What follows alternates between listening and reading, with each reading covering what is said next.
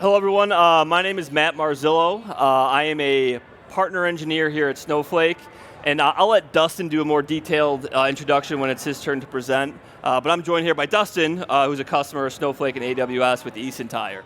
I am going to do a fairly brief introduction into what Snowflake offers for AI and how we're starting to see customers integrate Snowflake's AI services with AWS. So really quick introduction on what Snowflake is. We've been around now for over a decade.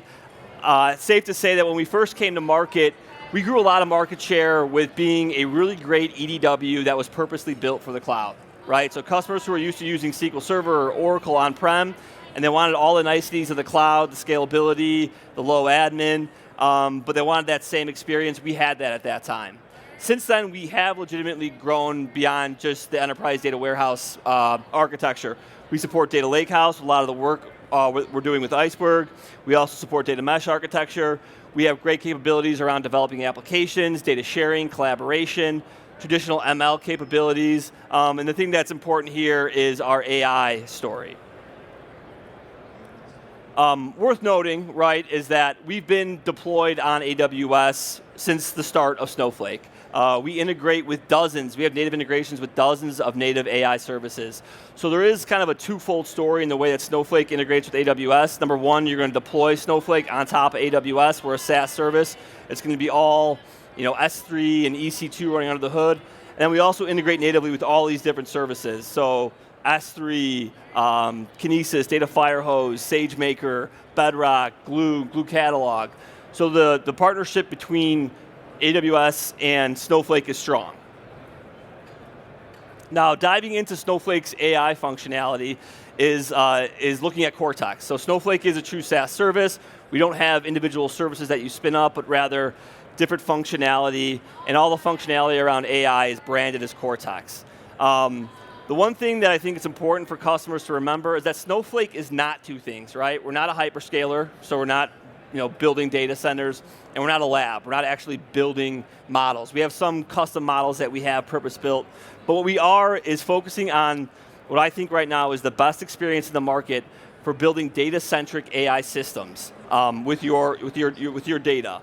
And what that's done is with these kind of 6 different boxes, these white boxes that we have here. And workloads generally fall into 2 different buckets.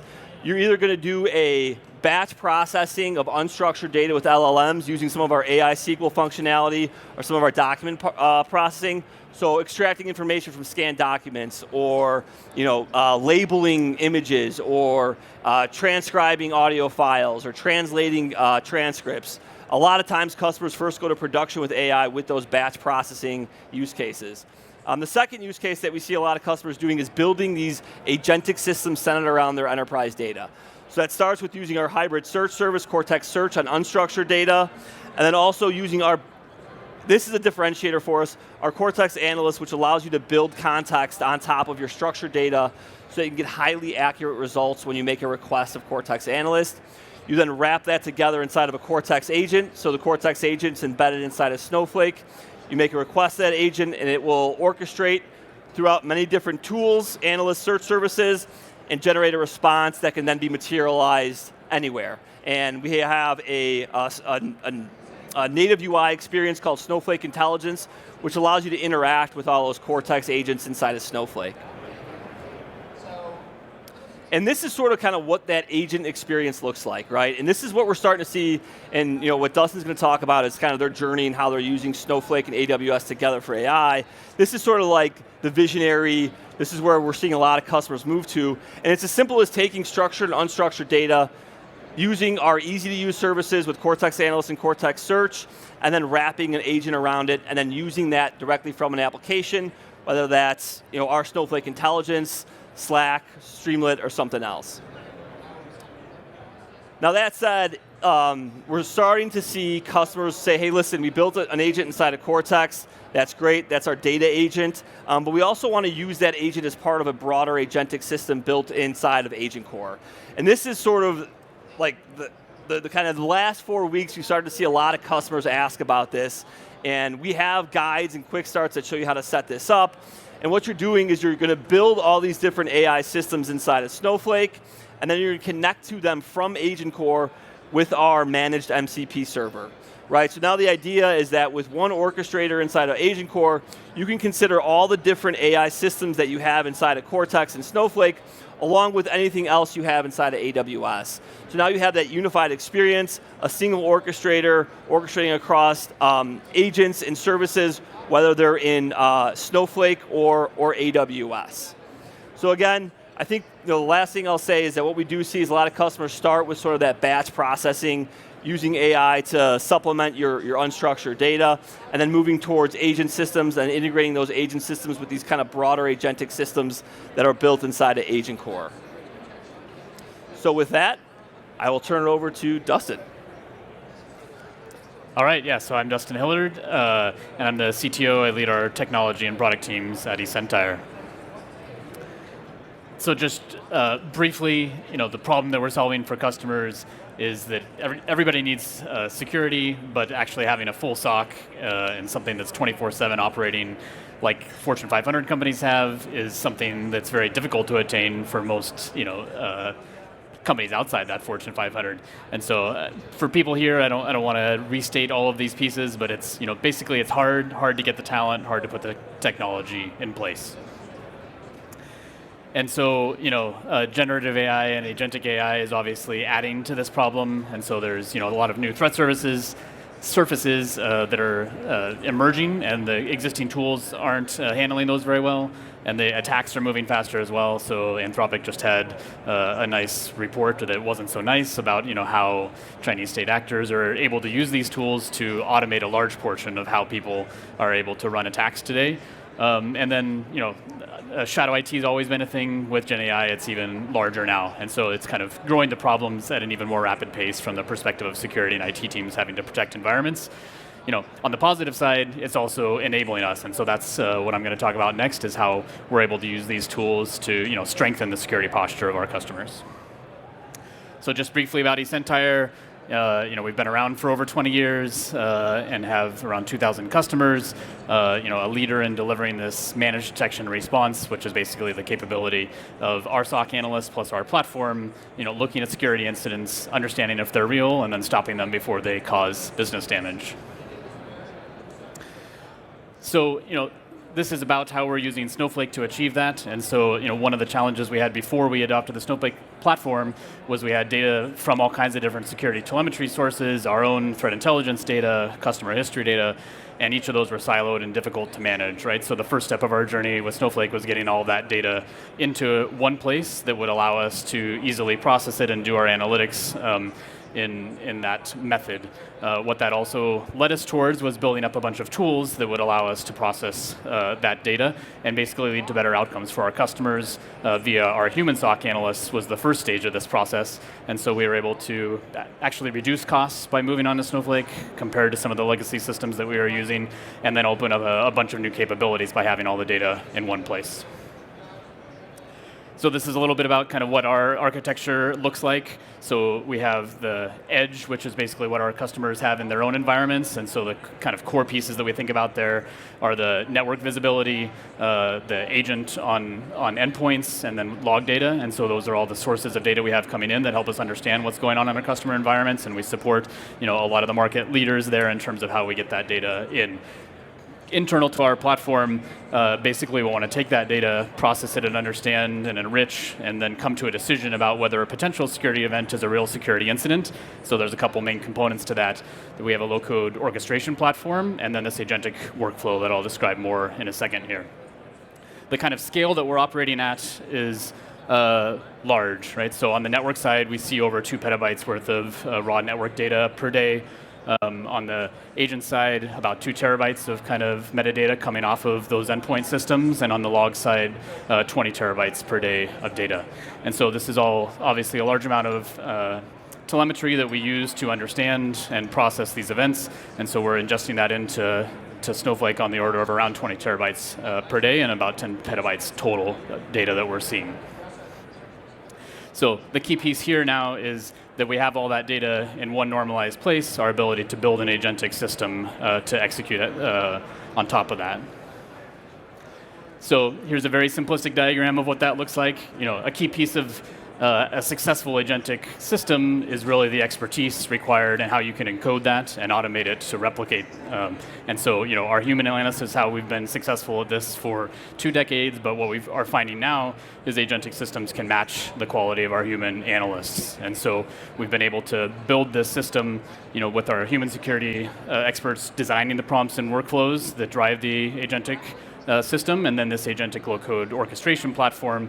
So for a typical security investigation, previously our analysts would spend 10 to 15 minutes and probably do 2 or 3 tool calls in the course of that investigation. Now we're able to, with the kind of automated workflows we have in place, to call up to 30 different tool calls and give a much more comprehensive investigation and report to what was going on in that particular scenario.